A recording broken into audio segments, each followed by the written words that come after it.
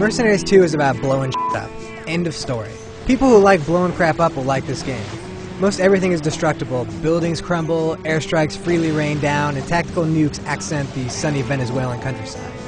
Thankfully, the frame rate is solid during this mayhem, and all the destruction stays as long as you keep your system on. Seeing how the open world is rather large, this is pretty impressive. It's quite possible to turn an industrial city into rubble-filled wasteland in a matter of minutes. And you know, that's the kind of stuff that makes me happy.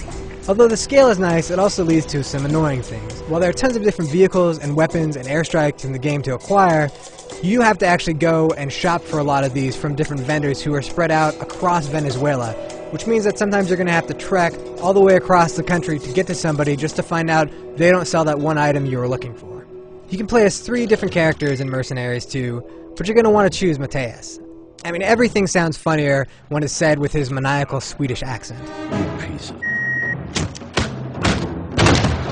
Actually, the entire game is pretty funny, except for one thing. You're going to hear the same 5 lines a billion times. In fact, oddly enough, Pandemic didn't write very many lines for the NPCs, but they had different people record the same lines.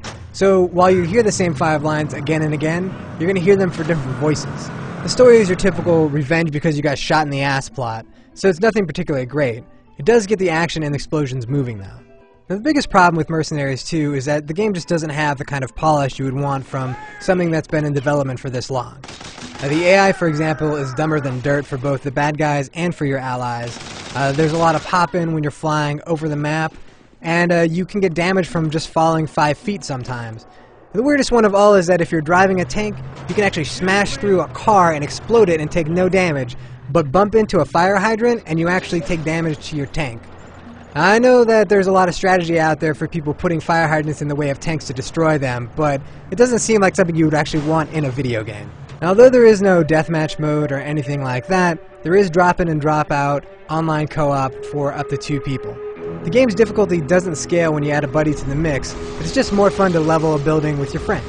So the big question is, should you buy Mercenaries 2? Well, it depends on how much you love explosions. The game is glitchy, it has polish issues, but, you know, dropping a tactical nuke on a cove of pirates is fun. And at the end of the day, I'm a guy who's all about the fun. For the full written review and even more details on the good and the bad of Mercenaries 2, head on over to IGN.com.